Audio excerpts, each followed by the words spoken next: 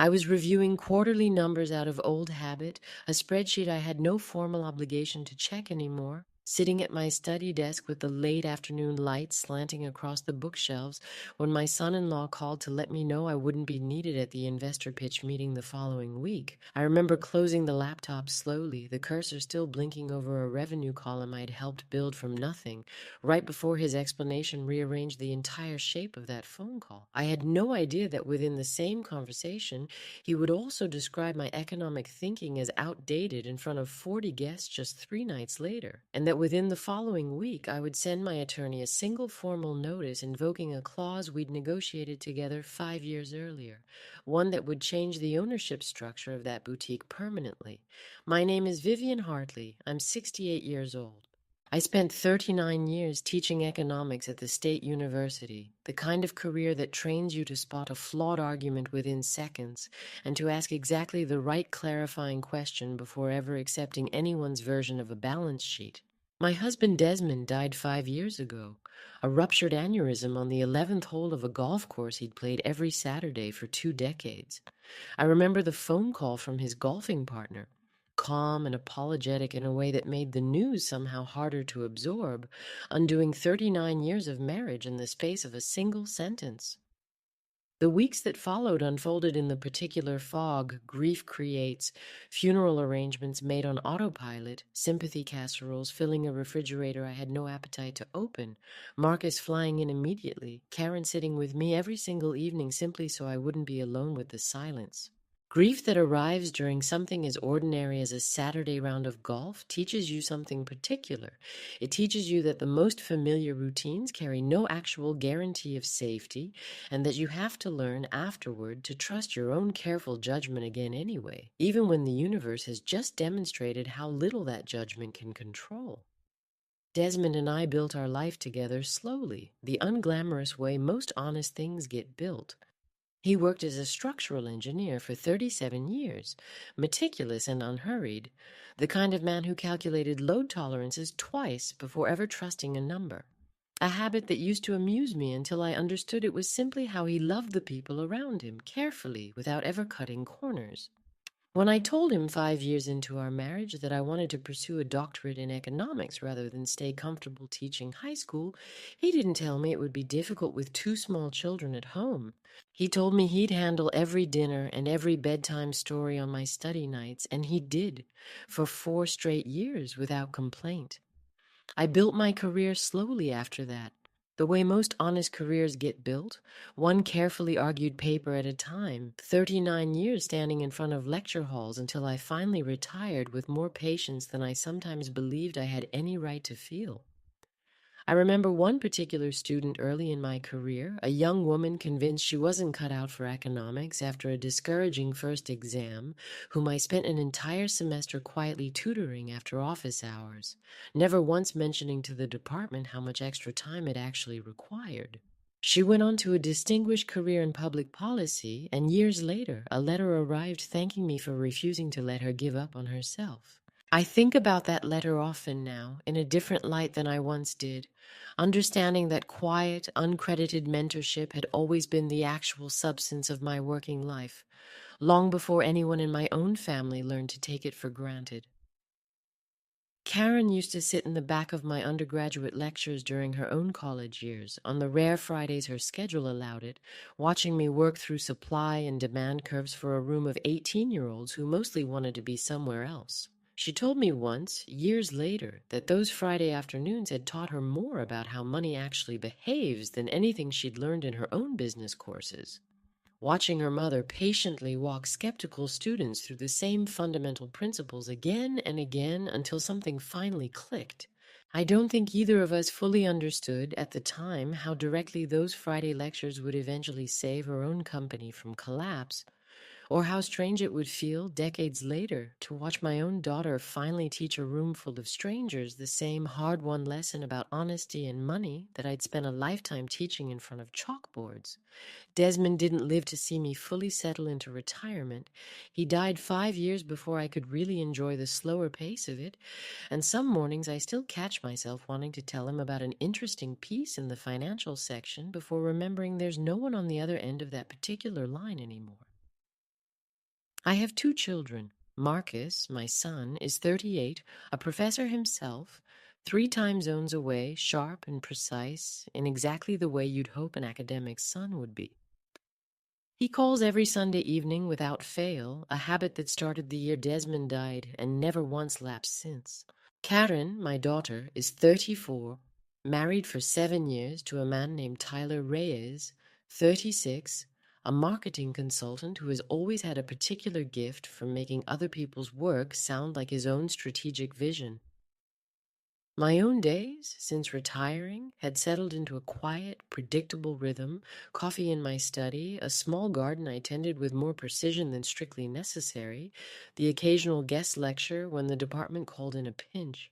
It was, by most measures, a peaceful life, one I'd built carefully in the years since Desmond died, and one that made the phone ringing on an ordinary Tuesday afternoon feel, at first, like nothing more than the usual welcome interruption of a call from my son-in-law. Karen and Tyler married in our own backyard, a small ceremony under the same oak tree Desmond had planted the year Karen was born, string lights woven through its branches for the occasion. I remember how genuinely happy Karen seemed that day, how naturally Tyler fit into our small family gathering, thanking Desmond repeatedly for raising a daughter he considered so remarkable. His toast that evening warm and entirely without artifice, nothing like the version of him I would come to know years later. They spent their first several years of marriage building Karen's business slowly, Tyler still working full-time at his marketing firm, genuinely supported from a comfortable distance, long before any significant money or public credit entered the picture at all. I remember Wildflower & Co.'s opening day clearly, 2 years before the trouble began, Karen standing proudly behind a small counter she'd built herself from reclaimed wood, genuinely thrilled by every single customer who walked through the door. She'd spent the previous 6 months working double shifts at a department store to save enough for the initial lease deposit, refusing every offer I made to help until she'd proven to herself she could get the doors open on her own steam. I bought the first item sold that day, a hand-thrown ceramic mug, and Karen cried a little wrapping it for me, telling me she couldn't believe this was actually happening.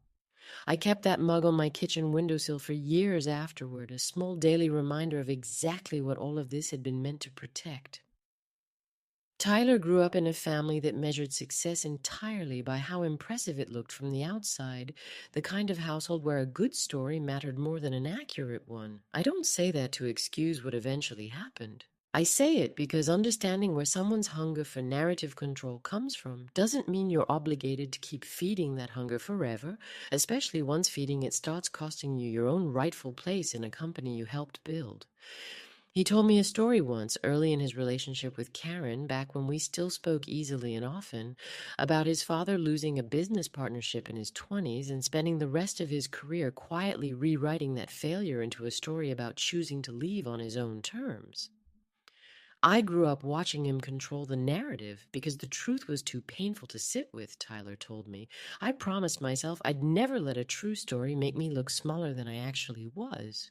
I remember thinking at the time that it was a sad story, worthy of real compassion. I didn't yet understand that he had built an entire professional identity around controlling every narrative he touched, and that I would eventually become the inconvenient detail that particular control required erasing. 5 years ago, Karen came to me in genuine distress, sitting at my kitchen table with a stack of overdue vendor invoices she could barely bring herself to look at. She'd opened a small boutique, Wildflower & Co., 2 years earlier, a thoughtful, well-curated shop selling sustainable clothing and home goods, and despite her genuine talent for buying and merchandising, the business was hemorrhaging money, 6 months from closing its doors entirely. "I don't know what else to do, Mom," she said, close to tears. "I know this can work. I just don't know how to survive long enough to prove it." I asked her gently exactly how bad the numbers actually were. "We're about 40,000 behind on vendor payments already," she admitted, "and losing roughly 8,000 a month beyond that. I've been too embarrassed to tell anyone the real figures, including Tyler." She needed capital, real capital, considerably more than a small business loan alone could responsibly provide. I sat with the request for nearly a week before responding, aware of every reason economists spend entire careers warning against mixing significant capital with family relationships. I had watched colleagues' family investments end in decades of resentment, watched students write entire theses on the structural reasons family businesses fail at disproportionate rates. I knew the risks intellectually, in a way few people considering such an investment ever fully do. I mentioned the decision to Marcus before finalizing anything, curious whether his own analytical instincts would raise objections I hadn't considered. Just make sure it's properly documented, he told me, unsurprised by the idea itself. Karen's talented. She just needs someone who actually understands numbers backing her up. I decided to proceed anyway, understanding that some risks are worth taking precisely because the alternative, watching my own daughter's genuine talent collapse for lack of capital I could easily provide, felt considerably worse than any theoretical risk I'd ever taught a classroom full of strangers about. I sat with her financials for an entire weekend, the way I'd once sat with 100 struggling case studies for my students, and understood immediately that the underlying business was sound, just badly undercapitalized and poorly structured. The margins on her actual merchandise were healthy, better than healthy in several categories. But she'd financed her initial build-out with high-interest short-term debt, never meant to carry a retail business through its slow early years, and was now servicing that debt at a rate that made recovery mathematically nearly impossible without new capital. It was, I remember thinking at the time, a textbook case of a fundamentally viable business strangled by its own financing structure, the kind of scenario I'd walk students through dozens of times on a whiteboard, except this time the numbers belonged to my own daughter. Before committing anything, I met with Rosalind Pierce, an attorney I'd worked with years earlier during a departmental consulting arrangement, and asked her plainly how to structure something this significant responsibly between family members. A formal operating agreement matters enormously here, she told me. Verbal understandings between family fall apart precisely when they're tested, and yours will be tested eventually, simply because significant money changes how people see each other over time. Build in real protections now, while everyone still likes each other. I thanked her and left her office determined to follow that advice completely. I called Marcus that same week before finalizing anything, simply wanting another set of eyes on a decision this significant. Do it, he told me without hesitation. Karen needs this and you can afford it. Just make sure the paperwork actually protects you the way Dad would have wanted things done. I thought of Desmond often during that entire process, wondering what he would have made of his daughter's determination, his wife's careful due diligence, the whole family effort converging on saving something worth saving. I believed then that he would have approved completely. I still believe that now. I offered to invest $220,000 directly in exchange for a formal 40% equity stake in the LLC, properly documented, with my own attorney drafting the operating agreement rather than relying on a handshake between mother and daughter. I insisted on one particular provision, a buy-sell clause granting me the right to compel the company to repurchase my shares at current fair market value under specific triggering conditions, including my removal from any governance role or material misrepresentation of my ownership in official company communications. At the time, it felt like standard, sensible protection, the kind any investor would reasonably request. It would take years of careful creeping erasure before I understood exactly what that clause was actually protecting.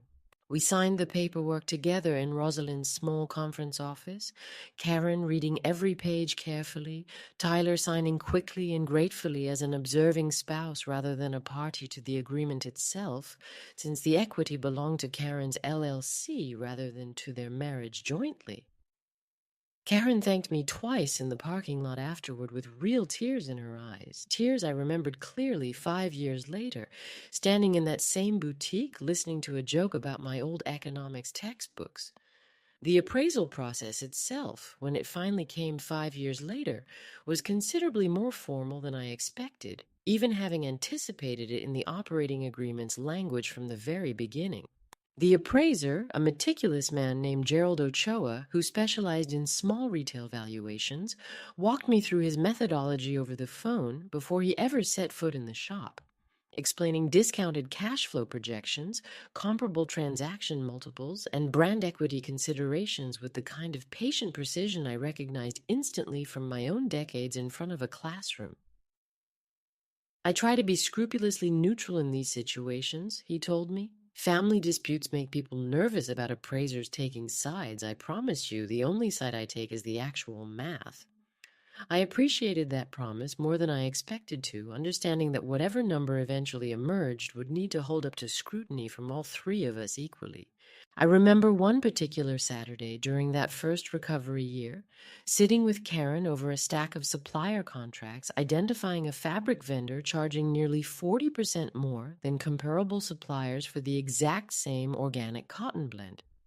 We renegotiated that single contract together over the phone, Karen handling the relationship while I fed her the numbers to cite, and saved the business nearly $6,000 a year from that one correction alone. Karen hugged me afterward, genuinely thrilled, telling me she'd never have caught that discrepancy on her own. We found two more similar discrepancies over the following months, a shipping contract and a point-of-sale processing fee, together saving the business nearly $11,000 annually beyond that first correction, money that went directly toward finally clearing the overdue vendor balances that had brought Karen to my kitchen table in the first place. I think about that afternoon often now, the particular satisfaction of two people solving a real problem together, each contributing something the other one didn't have. The business recovered steadily over the following 2 years. My own background in economics genuinely useful in restructuring pricing, inventory turnover, and vendor negotiations. Work Karen and I did together at my kitchen table most weekends, spreadsheets and coffee, and the particular satisfaction of watching numbers finally make sense again. We rebuilt the entire seasonal ordering calendar together that first winter, moving away from the bloated preseason bulk orders that had been quietly bleeding cash for 2 years, toward a leaner, more responsive model that let the shop react to what customers actually bought rather than what a distant supplier assumed they might want. Karen credited that single change, more than any other, with finally turning the shop's cash flow positive within 8 months. One of the shop's earliest loyal customers, a retired school teacher named Marion, who'd shopped there since opening week, told Karen once that she'd noticed the shelves finally staying stocked with things people actually wanted to buy, rather than sitting half empty the way they had during those first difficult years. Karen never told Marion why the shelves had changed. I liked knowing the difference showed, even to someone who never learned the reason behind it. Tyler, who worked in marketing consulting for a separate firm at the time, began taking a more active interest in the boutique's growth around its third year, offering initially genuinely helpful advice about social media presence and brand storytelling. I welcomed his involvement, genuinely grateful for another set of capable hands. What I didn't anticipate was how quickly that involvement would begin quietly recategorizing the entire turnaround as his own strategic vision. I want to be clear about something. I never once regretted a single dollar. I loved watching Karen's confidence grow with every good quarter. I loved seeing Tyler's genuine talent for marketing unfold. The warm, inviting social media presence, the thoughtful brand storytelling, the way he'd helped turn a struggling boutique into a destination people actually talked about. What I minded, what slowly began working on something inside me, the way water works on stone, was what came after the money. The small, deniable ways my presence in the company's story began to shrink even as my financial involvement remained exactly the same. The first time I noticed it clearly was during a local business journal profile. 18 months after Tyler became more involved, a glossy piece with professional photography of the renovated storefront. He described at length how he had personally identified the operational inefficiencies that saved the company and repositioned its brand for sustainable growth, using phrases like, "We completely reimagined the customer journey," without ever specifying who the actual "we" referred to. My name appeared nowhere in the piece, nor did any mention of the capital injection that had made survival possible in the first place. I read that article twice at my own kitchen table, searching for even a passing acknowledgement, and found none. I remember calling Karen afterward, mentioning it lightly, almost as a joke, and her laughing it off as simply how these profile pieces tend to work, focused on whoever agrees to sit for the interview. I let the explanation satisfy me at the time, though it never fully did. I mentioned the article to Karen during a phone call that same week, trying to keep my tone light. It's strange, I told her, reading about a company I helped save and seeing myself completely absent from the story. Karen was quiet for a moment. Tyler probably just got carried away with the interview, she said. I'm sure he didn't mean anything by it. I told her I was sure that was true, though some quiet part of me had already begun keeping a private, careful accounting of the pattern, the same instinct that had once caught a mispriced fabric vendor without anyone asking me to look.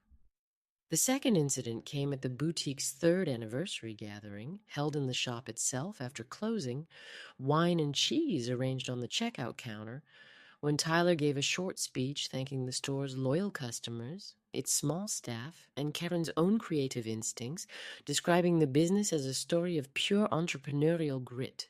He gestured vaguely toward me at one point, standing near the back of the small crowd, adding, "And of course Karen's mom, who's always been so supportive," before moving directly on to describe the store's new sustainable packaging initiative. Supportive. 2 years in, and already $220,000 deep, reduced to a single vague adjective that could have applied to anyone who'd sent a nice card. The third incident happened when Tyler began describing the business in networking circles and to potential investors as entirely self-funded and bootstrapped, a detail I learned about only when a mutual acquaintance, a woman named Cheryl, who lived 2 streets over, mentioned admiringly at a neighborhood dinner party over roast chicken and wine how impressive it was that Karen and Tyler had built Wildflower & Co. without any outside capital at all.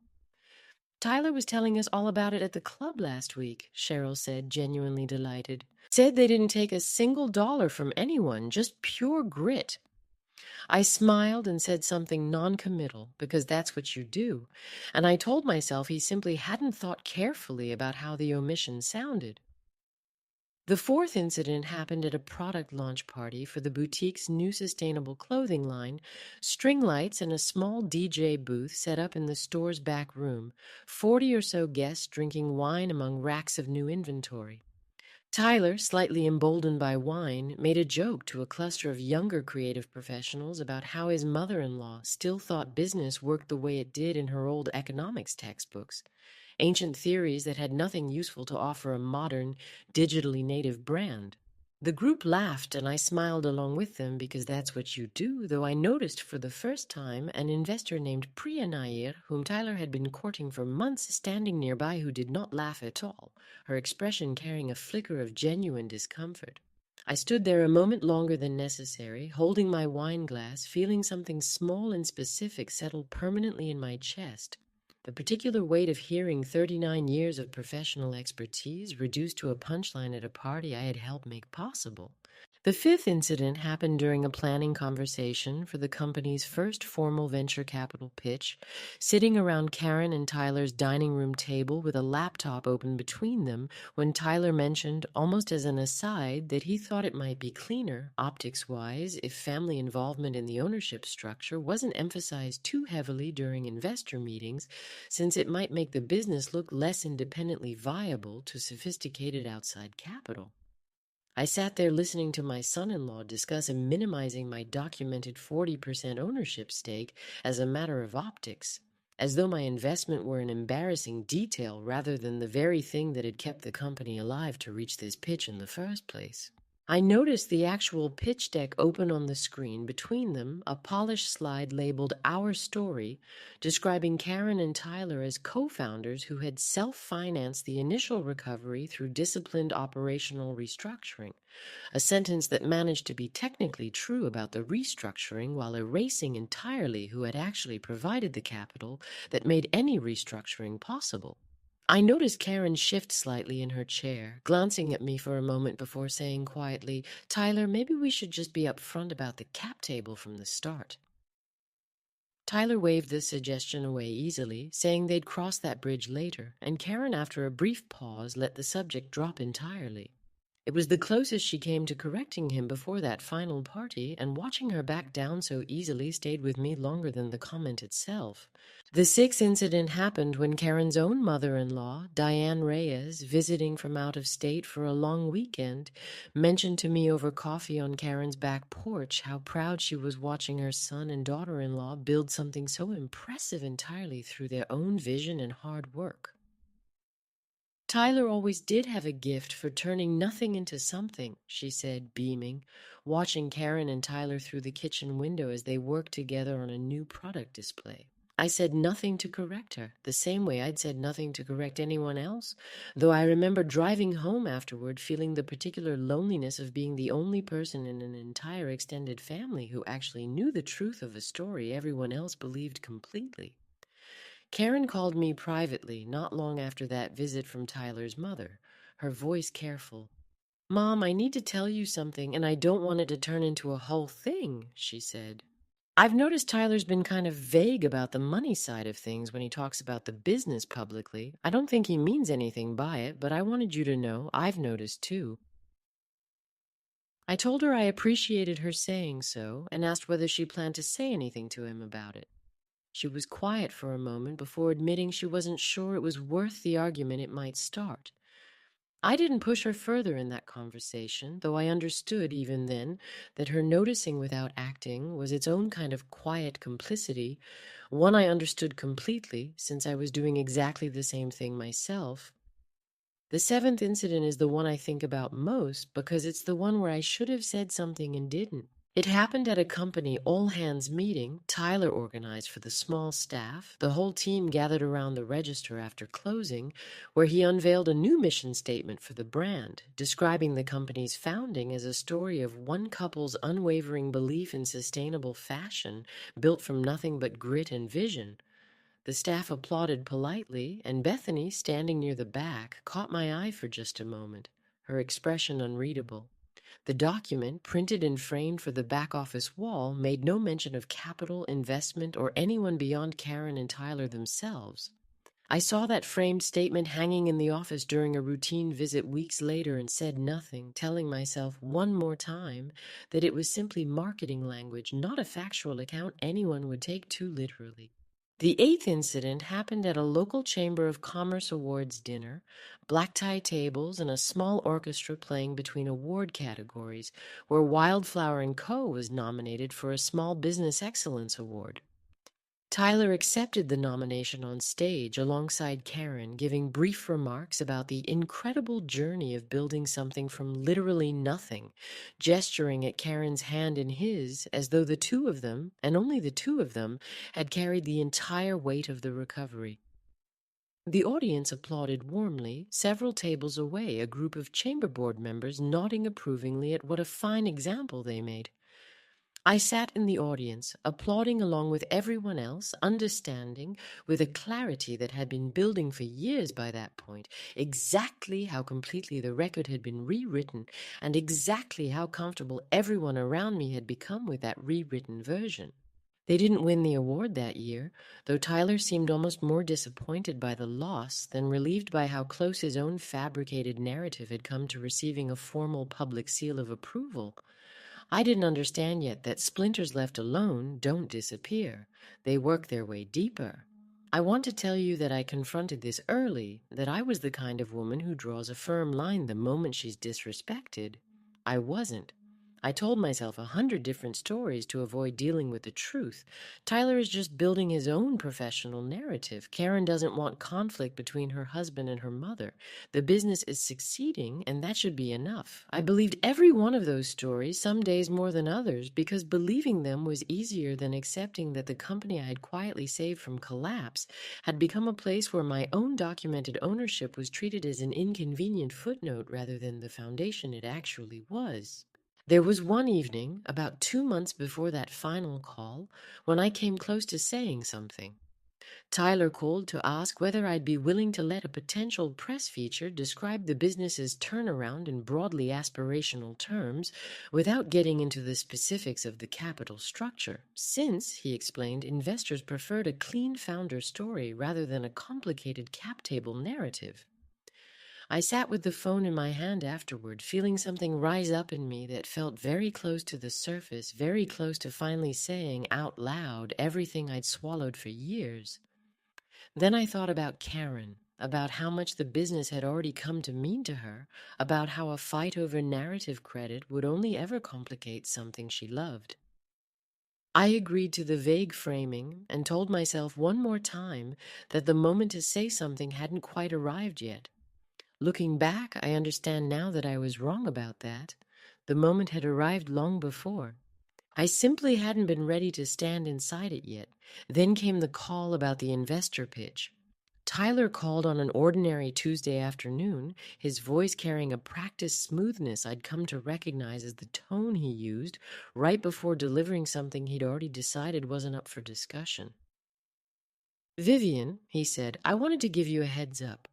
We've got the big pitch meeting with the venture group next week, and honestly, we think it'll go smoother if it's just Karen and me in the room. These investors move fast, and too many voices in the room can muddy the narrative. We really need this to look clean." I sat very still at my desk, the quarterly spreadsheet still open on my screen. "Tyler," I said carefully, "I own 40% of this company. What exactly does clean mean in this context?" "It's not about ownership, it's about presentation," he said. "You know how these things work. Investors want a tight, focused story. Family complexity muddies that." "I see," I said. "And has the operating agreement's ownership structure been disclosed to these investors at all, or is that also being kept out of the clean narrative?" There was a brief pause. "We'll address the cap table when it's actually relevant to discuss. Right now, we just want the pitch itself to land well." "And you don't think 40% ownership is relevant information for an investor conducting due diligence?" "I think it's relevant eventually," he said, a note of impatience creeping into his voice.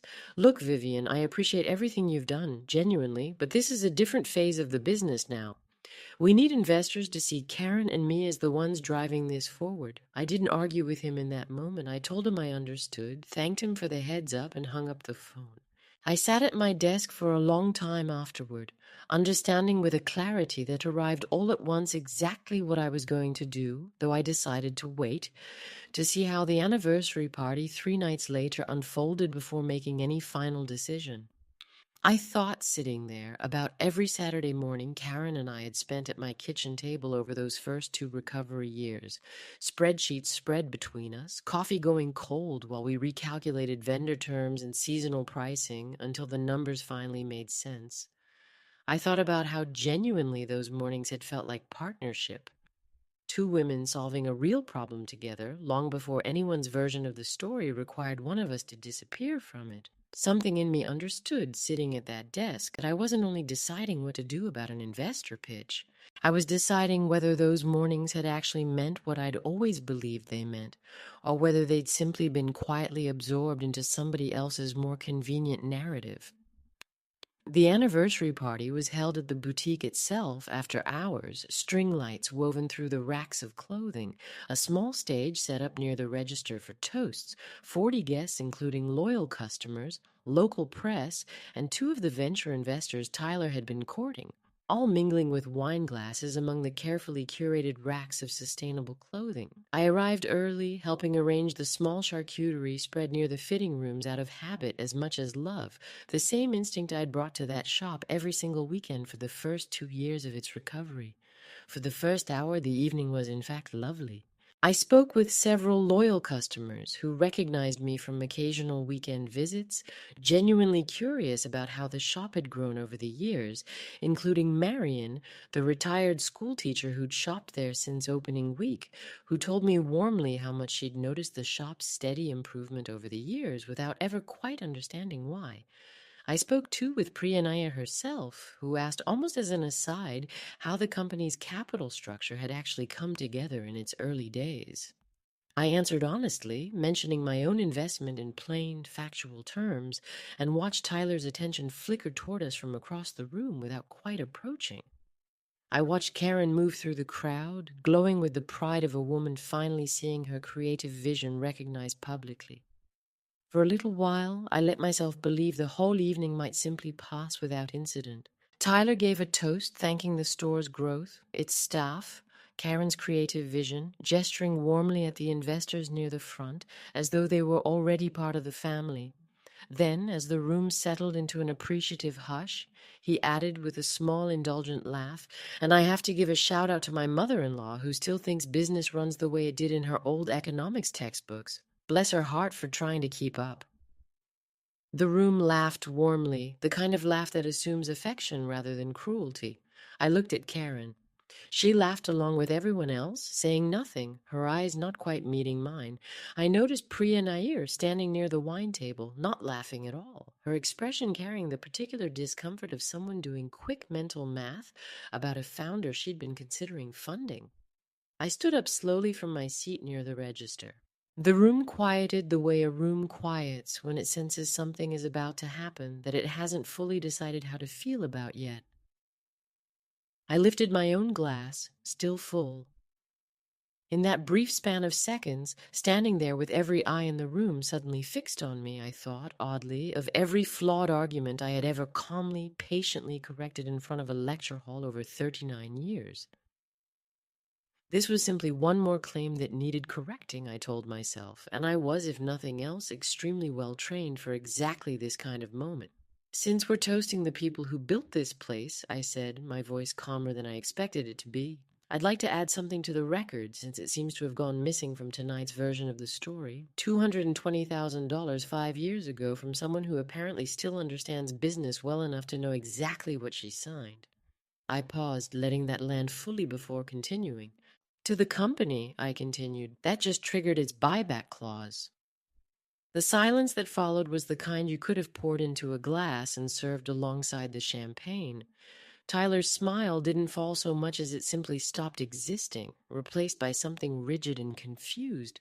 Karen looked at me the way you look at a stranger who has just spoken a language you don't recognize. "Mom," she said quietly, "what does that mean?" Near the wine table, I saw Priya Nair quietly set down her glass, her expression carrying the particular stillness of someone doing rapid calculations about a deal she was reconsidering in real time. I didn't answer her.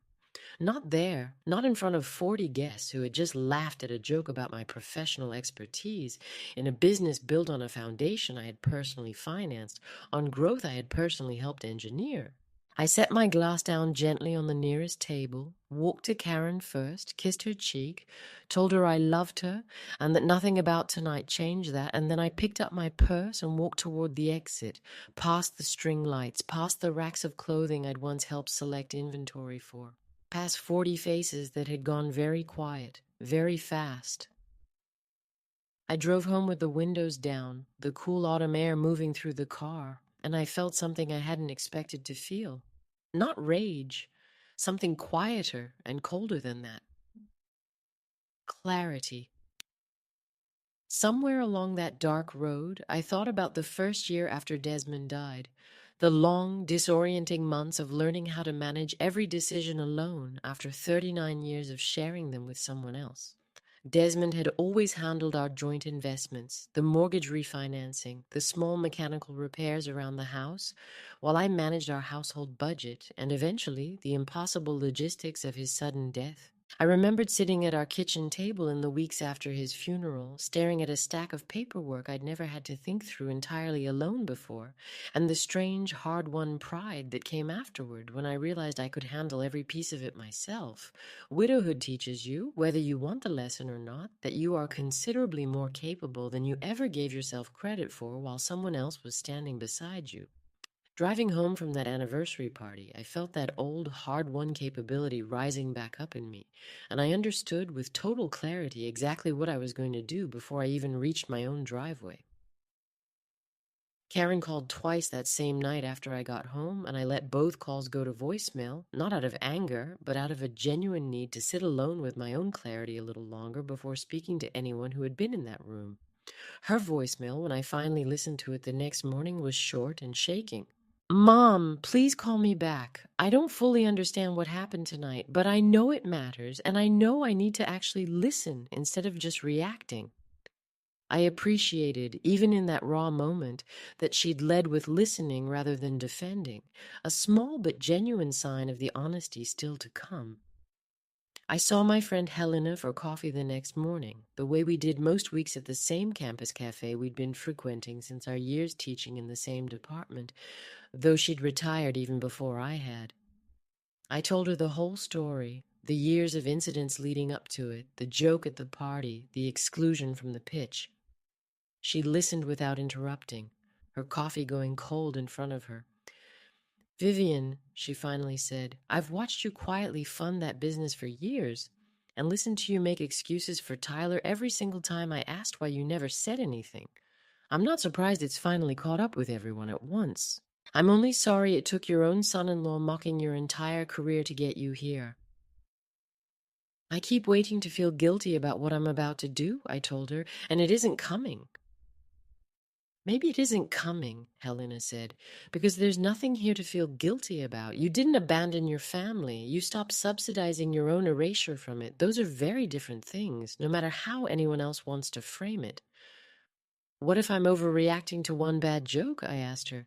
"You're not overreacting to one joke," Helena said. "You're finally reacting to 5 years of them. There's a difference, and I think you know it." I called Marcus that same afternoon, needing to hear a voice that would tell me the truth rather than simply agree with me. I told him the whole story, the years of incidents, the joke at the party, the exclusion from the pitch delivered in the very same week. He listened without interrupting, and when I finished, he was quiet for a moment. "Mom," he finally said, "you've been letting yourself get smaller for years so Tyler can feel bigger about a company you actually saved. That's not generosity anymore. That's just a slow kind of disappearing." "I know," I said. "I think I've known it for a while." "Are you going to actually invoke the clause, or was that just something to say in the moment at the party?" "I already know exactly what I'm going to do," I told him. "I just needed to talk it through with someone first." "Can I tell you something, Mom? I've watched Tyler do this for years. The way he'd talk about the business at family dinners, always centering himself in every story. I never said anything because it wasn't really my place, and because Karen seemed happy enough not to make waves about it. I think I owe you an apology for that. I saw it happening, and I let it happen too, just from a safer distance." "You don't owe me an apology, Marcus," I said. "But I appreciate you saying that more than you probably know." "Talk it through with Rosalind," Marcus said. "She drafted the document. She'll know exactly what your options actually are." Marcus flew in for the weekend not long after, unprompted, telling me he simply didn't want me going through the hardest part of this alone. We spent that Saturday afternoon walking through my own garden, saying very little, his presence itself more useful than any advice could have been. He'd brought Naomi's homemade bread, still warm, and we sat on the back porch eating it plain with butter, the same way Desmond and I used to on ordinary Saturday afternoons decades earlier. "I should have come sooner over the years," he admitted at one point. "Not just now, all along." I told him he was here now, and that mattered more than the years he was apologizing for. Before he flew home that Sunday, he hugged me longer than usual at the airport curb, telling me quietly that he was proud of me, a sentence I hadn't realized, until he said it, how much I'd needed to hear from someone who wasn't asking anything of me in return. I still remember what happened next. That same evening, I called my attorney, a careful longtime colleague named Rosalind Pierce, who had drafted the original operating agreement and understood exactly what protection I'd built into it 5 years earlier. I explained the pattern plainly: years of quiet erasure, the joke at the party, the deliberate exclusion from the investor pitch. "Let me pull up the actual document while we talk, Vivian," she said. I heard her keyboard clicking on the other end of the line. "The triggering language is specific here: material misrepresentation of ownership to third parties and exclusion from governance participation. Both conditions appear to have been met tonight on record in front of witnesses, which honestly makes this one of the cleanest triggering cases I've seen in 20 years of drafting these clauses." I sat with that fact for a long moment, understanding finally exactly why I'd insisted on that clause in the first place. "Walk me through the actual mechanics once more," I asked her, wanting to be certain before committing to anything irreversible. She explained the process patiently, the same way she'd explained it 5 years earlier when we first drafted the language together. The formal written notice, the independent appraisal, the 90-day window for the company to arrange payment through whatever means it chose. "There's no ambiguity in the triggering conditions here," she said, "but I always ask clients in these situations one more question before we proceed.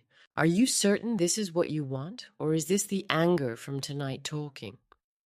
I told her honestly that it had started as anger, but that the anger was simply the first honest signal I'd allowed myself to feel in 5 years, and that beneath it sat a decision I now recognized had been waiting patiently to be made for a very long time.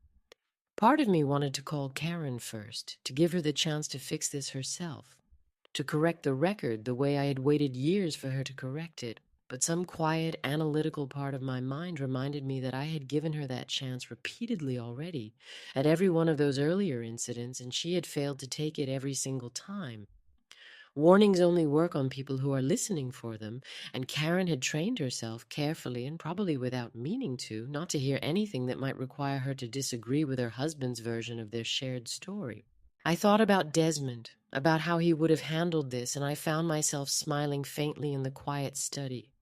Desmond would have said very little, I decided. He would have simply recalculated the load tolerances quietly and completely, the same way he approached every structural problem in his career, and let the recalculation speak for itself. I thought that was exactly the kind of response this particular moment called for. I thought, too, about the phrase Tyler had used at the party. Bless her heart for trying to keep up, as though 39 years of economic scholarship, $220,000 in careful investment, and a documented 40% ownership stake amounted to nothing more than a woman failing to understand something she'd spent her entire career teaching.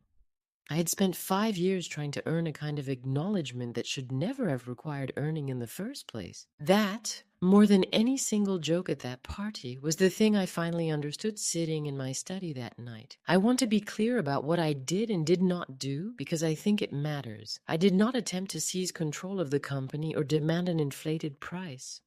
Rosalind drafted a formal professional notice invoking the buy-sell clause, plain and unremarkable language that could have applied to any triggering event between any two business partners anywhere in the state, sent through her office with no personal note attached beyond what the notice itself required. I formally invoked the buy-sell provision, requiring Wildflower & Co. to repurchase my 40% stake at current fair market value, professionally appraised by an independent business valuation firm. The operating agreement specified in advance. Within the 90-day window, the agreement laid out clearly. The appraiser spent nearly 3 weeks reviewing 5 years of financial statements, inventory turnover, customer retention data, and brand equity, work I found myself watching with the same detached professional curiosity I once brought to grading a particularly thorough dissertation. Given the company's genuine growth over 5 years, that valuation came to just under $600,000, a sum considerably larger than my original investment and considerably larger than Tyler and Karen had the liquid capital to easily produce. Gerald Ochoa spent an entire day at the boutique itself during his review, walking every aisle, photographing inventory, asking Karen detailed questions about customer retention and seasonal sales patterns. Karen told me later that watching a stranger methodically document the true value of something she'd built had been strangely disorienting, forcing her to see the business through entirely unsentimental eyes for the first time in years. It was like watching someone dissect something I loved, she admitted, except I also couldn't stop noticing how much of what he was measuring existed because of decisions you and I made together, not decisions Tyler made alone. Gerald called me directly once, midway through his review, simply to confirm a detail about the original capital contribution documented in the operating agreement. "I don't usually say this to clients," he told me before we hung up, "but I've seen a lot of family business disputes over the years, and most of them are considerably messier than the actual paperwork here. Whoever drafted this agreement did you an enormous favor 5 years ago." I told him I fully agreed, and that the favor had taken exactly 5 years to fully appreciate. Karen told me later that seeing that final number in writing had been the moment the whole situation finally became real to her. More real than the notice itself, more real than any argument Tyler had made about optics. I just kept staring at it, she admitted, understanding for the first time exactly how much you'd actually put into something I'd let myself believe was mostly ours. She told me she'd shown the appraisal to Tyler that same evening, watching his face as the actual figure registered, and that his silence afterward had said more than any argument either of them had made in the weeks prior. Tyler called the following morning, his voice tight with panic rather than his usual polish. "Vivian, this could sink us. We don't have that kind of cash on hand." "I understand that's difficult," I said calmly, "but you built a company whose growth I directly enabled, then spent years describing that growth as entirely your own, right up to telling me I wasn't needed at a meeting to discuss its future. I'm simply asking to be paid fair value for what I actually own. There has to be another way to handle this that doesn't threaten the whole business." "There is," I said, "several, in fact. Refinancing, a new investor who actually discloses the full ownership structure during proper diligence, or a structured payment plan negotiated directly with me. I'm not interested in destroying what Karen and I built together. I'm interested in finally being an honest part of how that story gets told. This feels incredibly disproportionate for one joke at a party." "It was never just one joke," I said. "It was 5 years of jokes, articles, toasts, and quiet omissions, all pointing in the same direction. Last night simply made the pattern impossible to keep excusing." "What do you actually want from all this, Vivian, beyond the money?" "I want the same thing I've wanted since the Business Journal article," I said, "to be described accurately. That's genuinely all this was ever about." Karen called an hour later, her voice breaking. "Mom, how could you do this? This could cost us the whole business." "I love this business, Karen," I said. "I helped build it from nothing. What I'm no longer willing to do is remain a silent, erased partner in something I still legally own 40% of. You have 90 days and several reasonable options: refinancing, bringing in a new investor who does proper diligence, or negotiating a payment structure with me directly. I'm not trying to destroy what we built. I'm asking to finally be acknowledged as having built it." "Did you have to do it in front of the investors? At the party? In front of everyone?" "I didn't plan to say anything that night," I told her honestly. "I planned to think it over for a few more days. But your husband made a joke about my old economics textbooks in front of the very investors he'd already decided didn't need to know I existed. Something in me simply reached its limit in that exact moment, and I don't regret that it did. I drove past the boutique once during that 90-day waiting period, parking across the street without going inside, watching through the front window as Karen rearranged a display of autumn scarves the way she'd been doing since the very first year. A part of me hoped, irrationally, that simply seeing the shop again might soften my resolve. Instead, I found myself noticing, with a clarity that surprised me, exactly how little of the store's public identity still acknowledged my presence in any visible way. The framed press clippings on the back wall, the Our Story placard near the register. None of it mentioning the woman who had made the whole recovery financially possible. I drove home without going inside, more certain of my decision than I had been when I first made it. About a week after the notice went out, Karen asked if I'd be willing to join a video call with her and Tyler together. Something she described, a little awkwardly, as trying to get everyone on the same page. I agreed, mostly out of curiosity about what that page might actually contain, setting my laptop up at my own study desk, the same desk where I'd first taken the exclusion call from Tyler about the investor pitch. When the call connected, Karen was sitting at their kitchen island, Tyler standing behind her, arms crossed, his expression carefully arranged into something between contrition and defensiveness. "Mom," Karen began, "we wanted to talk through everything as a family, get on the same page about what happens next." "I'm listening," I said. Tyler spoke first, his voice tighter than I'd heard it in years. "I think we all said things in the heat of the moment. I know the joke landed wrong. But invoking the buyback clause with no warning beyond the legally required notice felt like it was designed to hurt us as much as possible. Was that the intention?" I considered the question honestly before answering. "The intention was to stop subsidizing a story I was being erased from," I said. "If it hurt, I understand that. It should. 5 years of quiet contributions don't disappear painlessly just because the reason they're ending is a good one." We could lose control of the business entirely if we can't finance this buyout, Tyler said, his composure cracking slightly. Is that really what you wanted? What I wanted, I said, was to stop being described as help around the office while my actual ownership stake funded the whole operation. I never once asked either of you to build a business you couldn't afford. I only asked eventually, silently, and apparently not clearly enough, to be treated as an honest part of the story instead of a convenient omission. Karen was quiet for a long moment, and then she turned slightly toward Tyler, away from the camera, in a way that suggested she'd forgotten, briefly, that I could still see them both. "She's right," she said to him quietly but clearly enough for me to hear. "We built something we couldn't actually afford to tell honestly, and we let your professional story cover for that, instead of admitting it to anyone, including ourselves." Tyler's eyes filled, and for the first time in the entire call, he didn't have a rebuttal ready. "I don't know how to fix a story that was built partly on someone else's silence," he said, almost to himself. "You start by no longer needing it to be a story at all," I told him.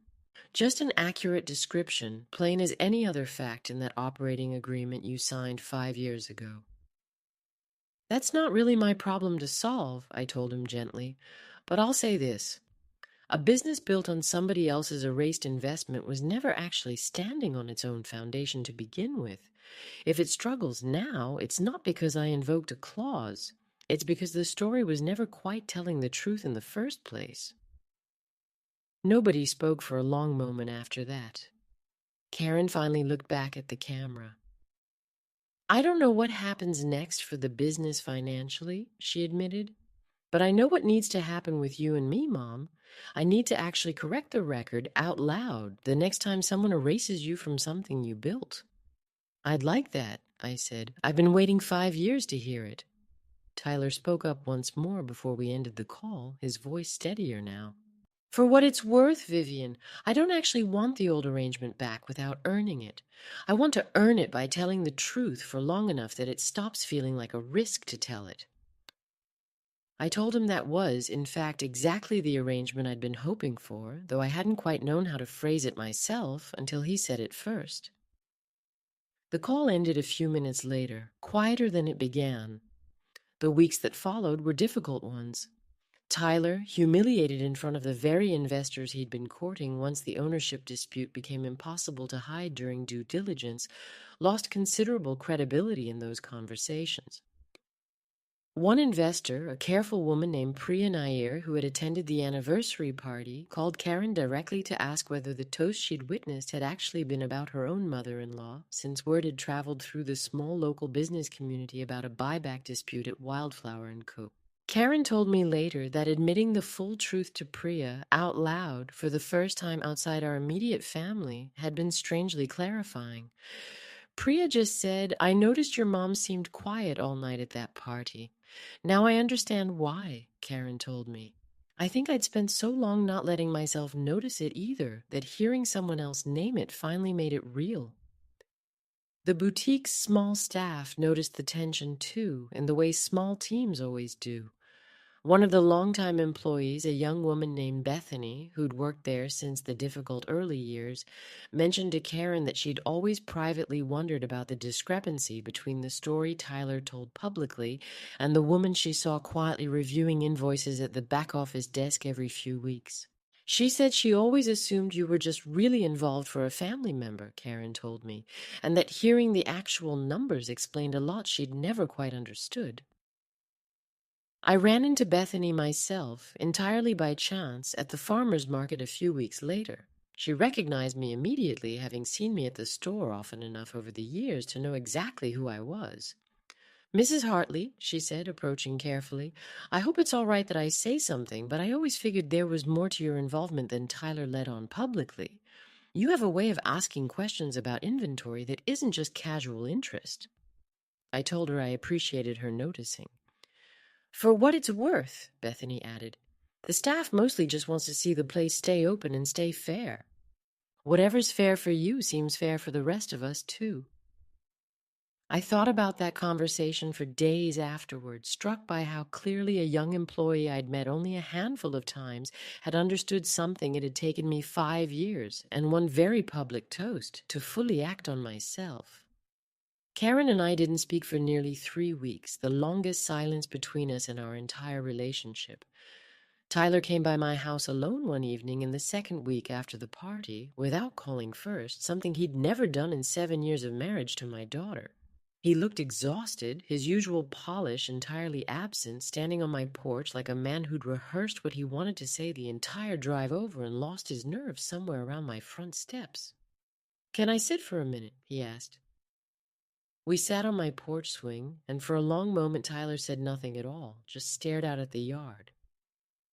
"I keep thinking about that toast," he finally said, "not just the joke itself. The fact that I'd already decided, before I ever opened my mouth, that you didn't need to be part of the pitch conversation at all. I told myself it was about optics. It wasn't. It was about not wanting investors to see how much of this business actually belonged to someone else."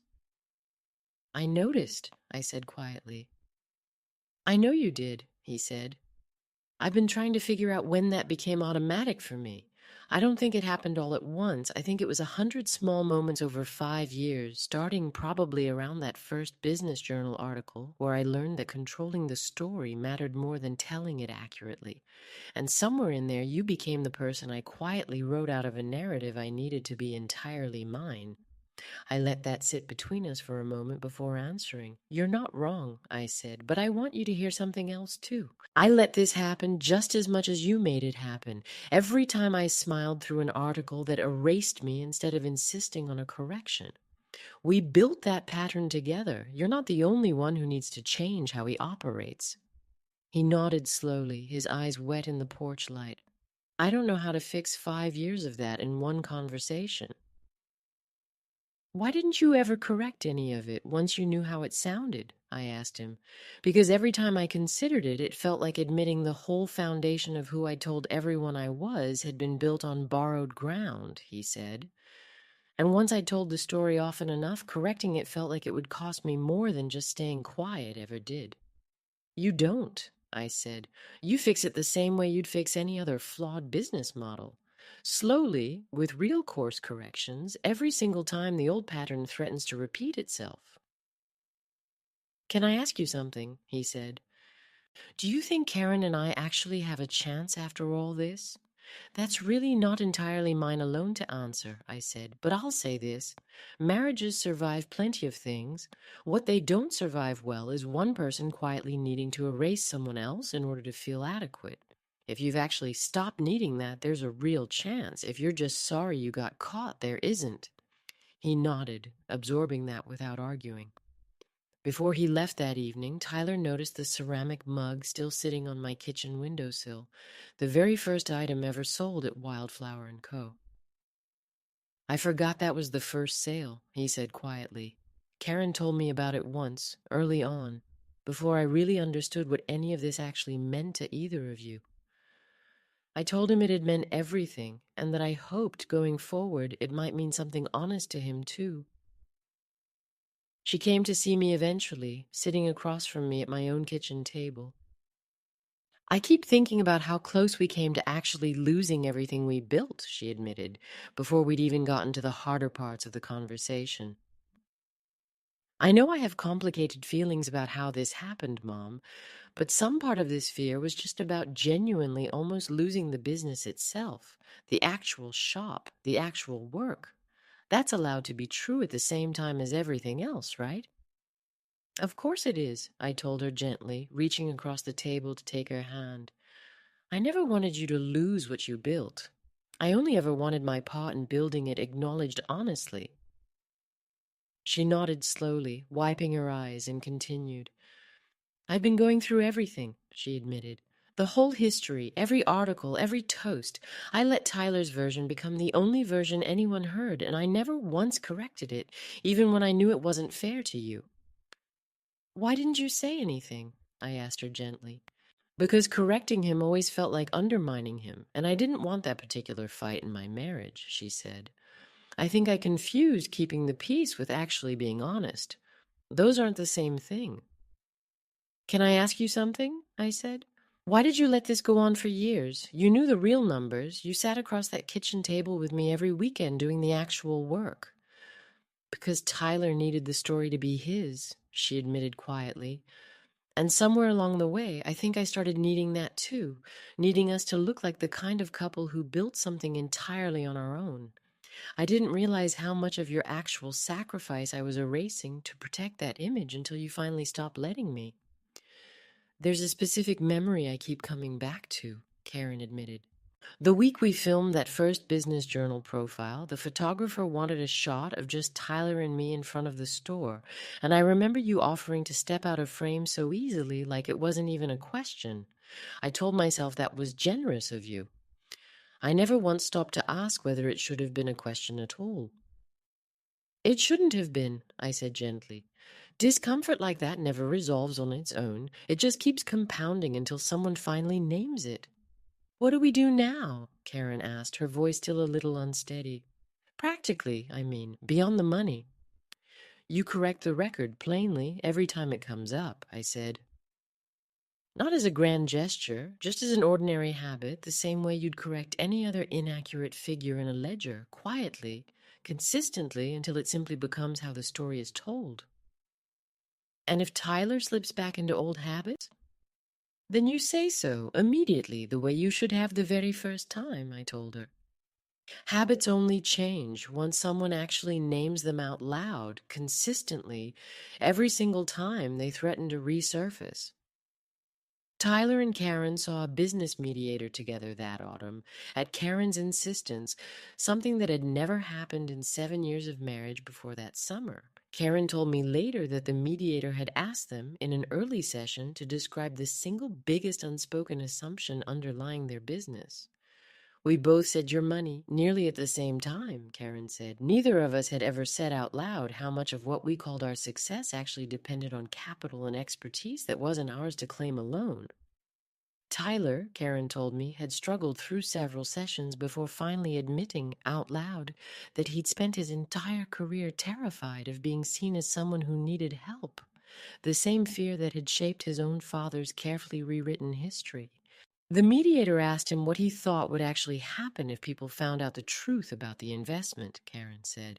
He sat there for a long time before he finally said, I guess I thought people would see me the way I saw my father, someone who needed a story to hide behind.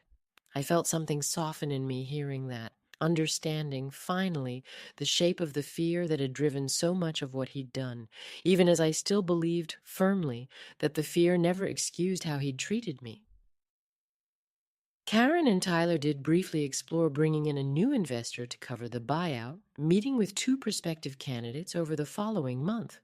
Both, during initial due diligence, asked pointed questions about the discrepancy between the company's public story and its actual capital structure, questions Tyler found considerably harder to answer honestly than he'd expected.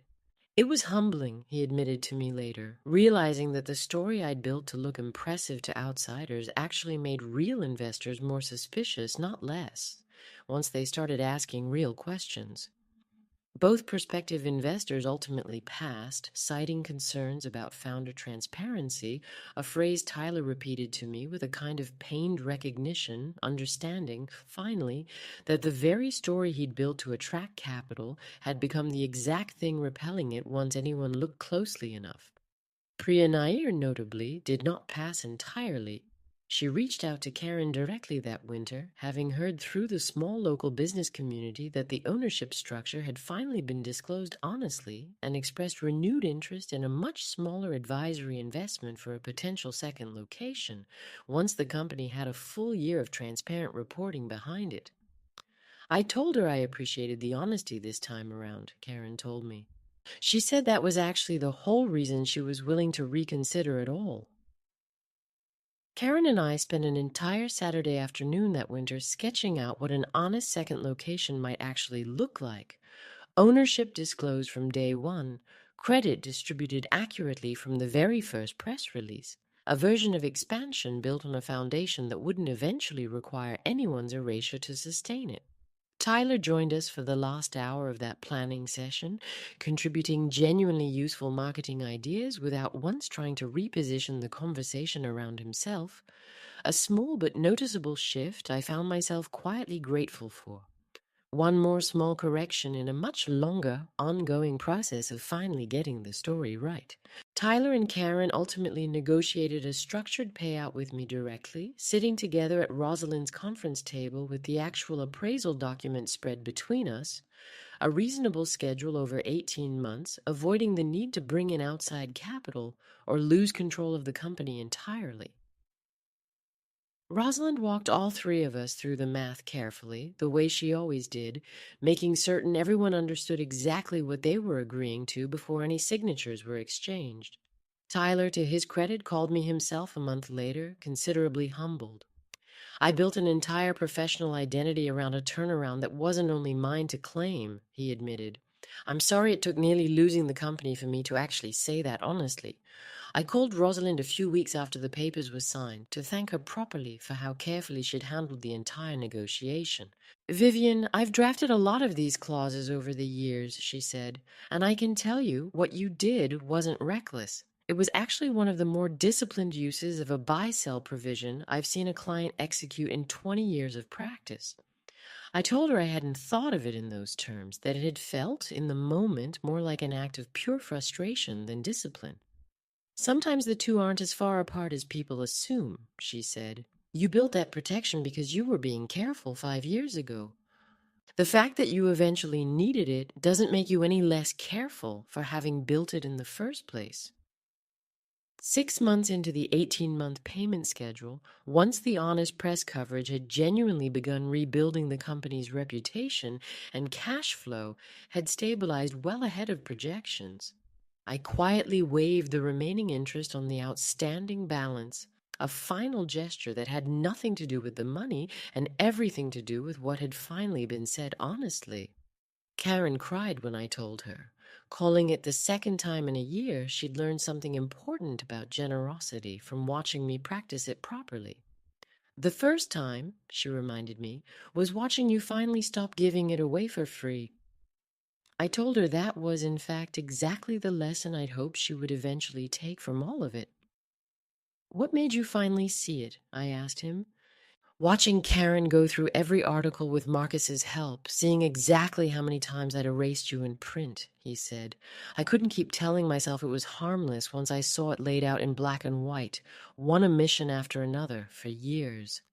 Marcus flew in for Thanksgiving that year, the first time in years that both of my children had gathered under one roof at once, my own dining room filled with the smell of a turkey roasting and the sound of easy conversation that hadn't existed at any family gathering in longer than I cared to admit.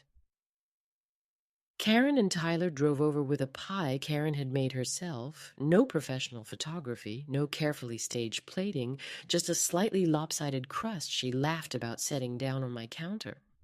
His wife Naomi asked, innocently enough, over the pumpkin pie, how the whole business dispute had eventually settled, clearly having heard only fragments of the story secondhand.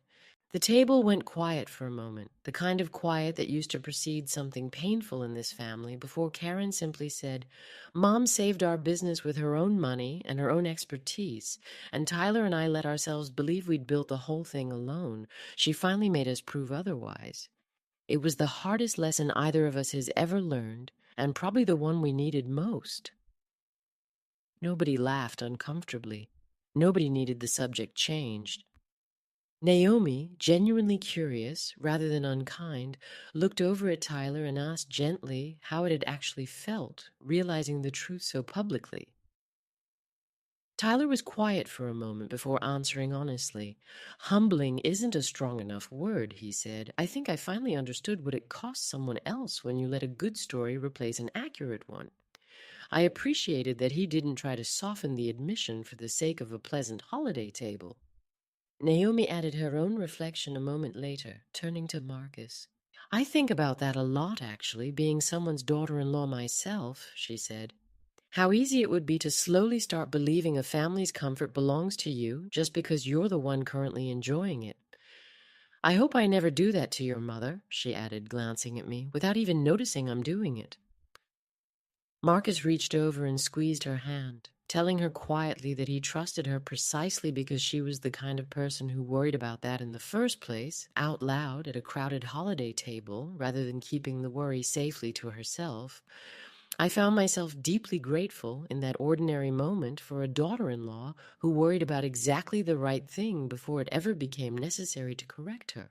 Karen reached out to the same regional business magazine herself that spring, requesting a follow-up feature specifically to correct the record, something she told me had felt more frightening than any investor pitch she'd ever prepared for. The journalist, mildly surprised by a founder actively requesting a less flattering, more complicated version of her own story, asked Karen directly why she wanted to revisit the narrative at all. "Because the version we told before wasn't true, and I'm tired of pretending it was," Karen told her. The journalist later admitted, in an aside Karen relayed to me afterward, that she'd never once had a founder ask her to complicate a success story rather than simplify it, and found the request refreshing enough to feature prominently in the piece itself. The boutique's next press feature, a follow-up piece for the same regional business magazine covering the company's continued growth, told a noticeably different story. It described this time my initial investment honestly, credited the restructuring work Karen and I had done together at that kitchen table, and included a line that stayed with me longer than almost anything else said that season. Wildflower & Co. was never a solo success story, and we're finally proud enough of that truth to say it out loud. When Karen sent me the article, I read that line 3 times before setting my phone down. Karen began speaking that following spring at small local business networking events about honest family financing, something she told me she'd never have felt comfortable discussing publicly a year earlier. "It's a completely different kind of talk than the one Tyler used to give," she admitted. "Slower to land with some audiences, honestly. But it feels like mine in a way the old version never quite did because it's not hiding anything anymore." I told her that sounded like exactly the kind of credibility she'd been chasing all along, and that it was a shame it had taken a very public toast to help her find the real version of it.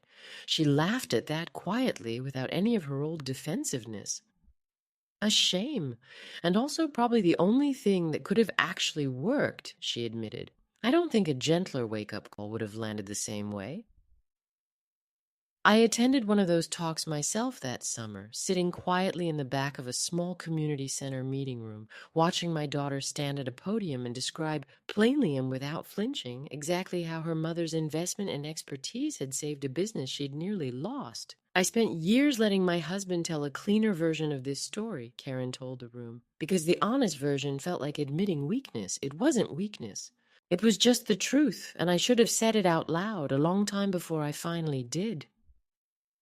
Afterward, a young woman in the audience approached Karen, describing her own family's similarly complicated financial arrangement and thanking her for finally giving language to something she'd never heard discussed honestly before.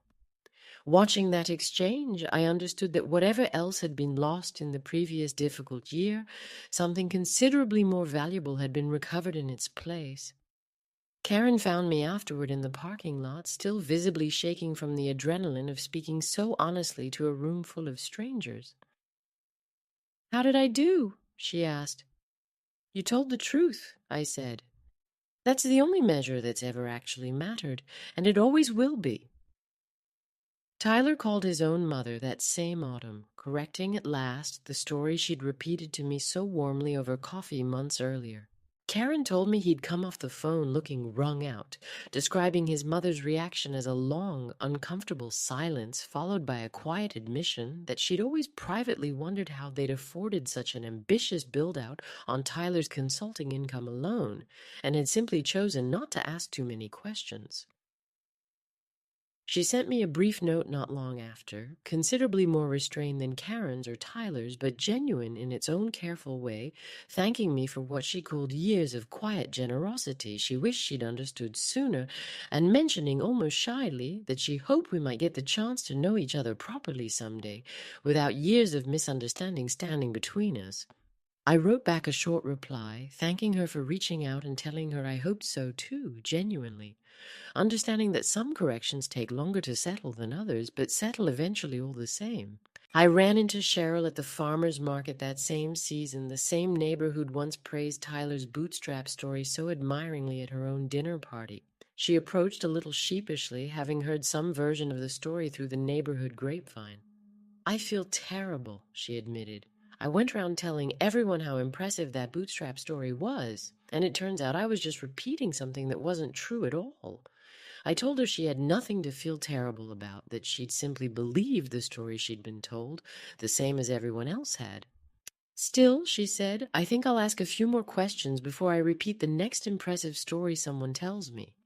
We ended up standing there talking for nearly 20 minutes, longer than either of us had ever spoken before, two neighbors finally having an honest conversation instead of exchanging polite, surface-level pleasantries over a fence.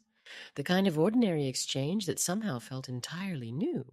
A few weeks after that Thanksgiving, a card arrived in my mailbox, Karen's familiar handwriting on the envelope.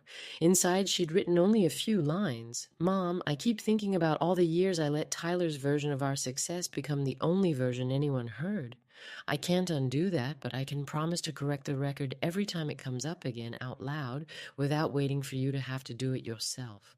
Thank you for finally showing all of us what this business actually cost and what it was actually worth." Tucked inside the same envelope was a smaller note in Tyler's own handwriting, brief and considerably more humble than anything he'd ever said to me directly. "Vivian, I spent years building a professional identity around a turnaround that was never mine alone to claim. I'm sorry it took nearly losing the company for me to understand that." I folded both notes carefully and placed them in a small drawer where I kept a photograph of Desmond standing proudly beside me at my doctoral graduation decades earlier, the two of us grinning in academic regalia neither of us had ever imagined affording when we first married. I think you would have recognized exactly what those notes meant, and I think you would have been quietly satisfied that the record eventually corrected itself. The same patient satisfaction he brought to every load calculation that finally checked out clean, decades of careful work finally proven sound. I think about that phone call about the investor pitch often, the quarterly spreadsheet still glowing on my screen, my son-in-law's practiced voice explaining why my presence would complicate a clean story. At the moment, it felt like the end of something. Looking back now, I understand it was actually the beginning of something else entirely, a business finally required to tell an accurate story about who actually built it. I don't regret a single dollar of that investment. Karen's dream mattered to me, and it still does. What I regret is how long I allowed my own contribution to be quietly rewritten before I finally insisted the record reflect reality. Real partnership was never meant to require one partner's complete erasure for the other to feel legitimate, and I intend to remain visible in every story I'm actually part of from now on. I think about the specific moments now with a clarity I didn't have while I was living inside them. The phrase we completely reimagined in that first business journal profile, with no clear antecedent for the pronoun. The word supportive at the third anniversary gathering. The description of the business as entirely self-funded, delivered to a mutual acquaintance who had no reason to doubt it. Each one seemed small enough to excuse in isolation. Strung together, they formed something considerably less innocent, a pattern deliberate enough that I no longer believe, looking back, that any of it was entirely accidental. Tyler may not have consciously planned each individual omission, but the cumulative effect served a purpose he understood on some level, even if he never named it to himself, keeping the woman who made his professional turnaround possible small enough that acknowledging her wouldn't threaten the story he needed to tell about his own capability.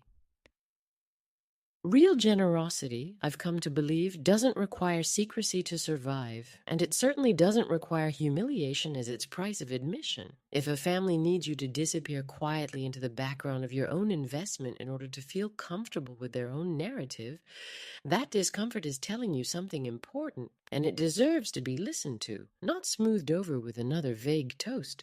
I think of it now the way I used to think about a flawed argument in a student's paper. You can let an unsupported claim stand for a while if you want to.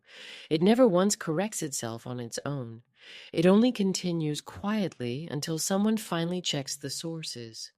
I saw Helena again that spring, over coffee at the same campus cafe where we'd talked through everything the week after the party.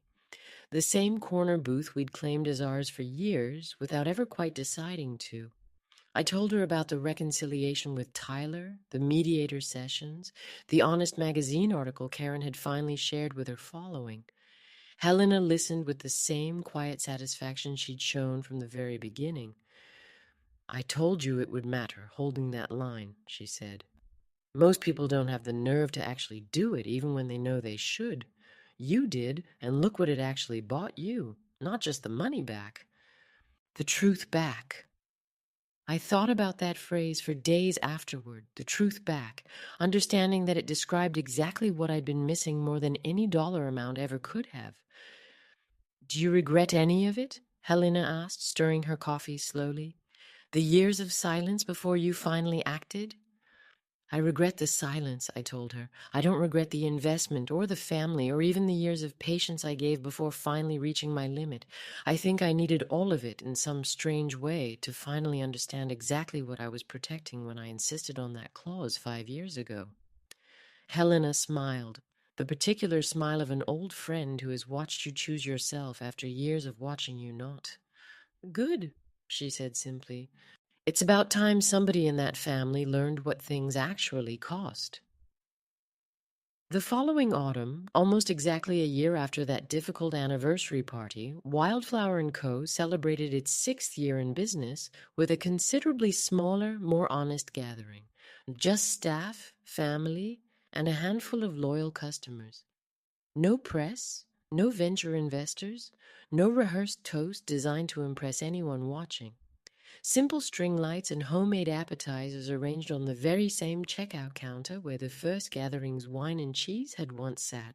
Marcus and Naomi flew in specially for the occasion, something neither of them had ever done for any previous anniversary, standing near the back of the small crowd with genuine warmth on their faces. Tyler gave a short, genuinely humble speech that evening, thanking Karen for her vision, thanking the staff by name for their loyalty through a difficult year, and then, without any hesitation or vague qualifier, thanking me specifically for the $220,000 that had kept the company alive long enough to become anything worth celebrating at all.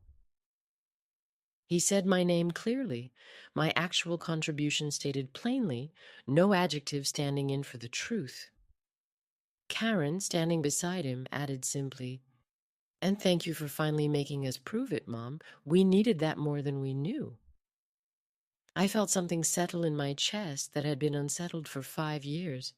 Bethany found me near the register afterwards, smiling. "That felt different tonight," she said. "Good different." I told her I thought so, too. She mentioned almost in passing that the framed mission statement in the back office had quietly come down a few months earlier, replaced with a simpler plaque listing everyone who'd actually built the company, staff included, my own name printed clearly among the founders. Karen had it made, Bethany said. She told me she wanted the walls to finally tell the truth.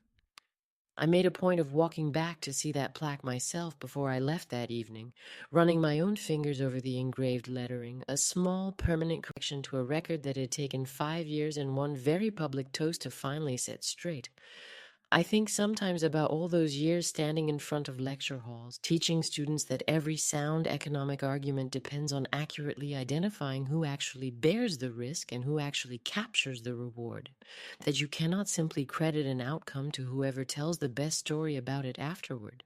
It took me 68 years and one very public toast at my own daughter's boutique anniversary party to apply that same standard to my own family. I invested freely, and I would invest freely again. But I no longer accept a version of partnership that erases its own ledger. If I am the reason a business survived, a dream became possible, a family has something to build a future around, I intend to remain visible in that story, not because I need applause, but because pretending otherwise was never generosity. It was only ever a kindness to someone else's narrative, purchased at the cost of my own. I think, too, about all the years I spent believing that quiet investment was itself a kind of professionalism, that a good mother, a good silent partner, simply funded whatever her family needed without ever asking the story to acknowledge the true cost. I no longer believe that. Investing without acknowledgement isn't professionalism. It's simply a slower, quieter kind of erosion, and it costs exactly as much in the end, whether you name it out loud or not. The difference is only in how long you wait to stop paying for it, and in whether anyone ever learns the true price at all. Sometimes people ask me if I'd do anything differently, if given the chance to go back to the weekend I first sat with Karen's financials, knowing everything I know now. I tell them the truth. I would invest again every single time because Karen's dream was never the mistake. The mistake was allowing that investment to become invisible, allowing partnership to calcify into an unspoken entitlement nobody ever had to acknowledge or repay with anything more than basic decency. If I could change one thing, it wouldn't be the capital I gave. It would be the 5 years of silence I kept around it. Silence I mistook again and again for grace when it was really only ever a slow and quiet form of surrender. I am 68 years old, a widow, a retired economics professor, a mother who still shows up for the people she loves whenever she's needed. But I am no longer a woman who quietly funds a family business while being described over and over as merely supportive.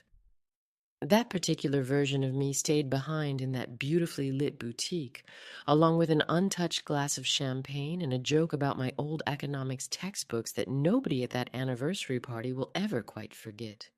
I drove home that night as one woman, and I woke up the next morning as another, and I have never once wished myself back into the first one, not for a single day since. Real ownership, I've come to believe, was never really about the paperwork itself, though the paperwork certainly mattered in the end. It was about whether the people building something alongside you actually saw your contribution clearly, or whether they'd quietly rewritten you into a background detail of their own more convenient story. Tyler rewrote Wildflower & Co.'s story for years before I finally understood what that rewriting was actually costing me. I don't intend to let anyone rewrite the next one, not while I'm still standing here to correct the record myself. I think about Marion, the loyal customer who noticed the shelves finally staying stocked without ever knowing why, and I think about how much of the world actually works that way. Quiet improvements made visible only in their effects, never in their true authorship. I no longer think that's how partnership should work, not in a marriage, not in a family business, not in any arrangement where one person's genuine contribution depends on the other person's willingness to name it honestly. I built my career on the principle that accurate accounting matters, that pretending a cost doesn't exist never actually makes it disappear.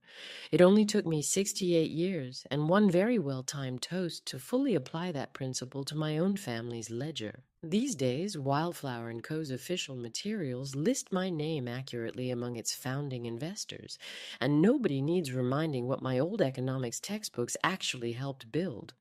I'm simply finally exactly as visible as the ownership stake I've held all along in a story that no longer requires my silence to make anyone else look bigger.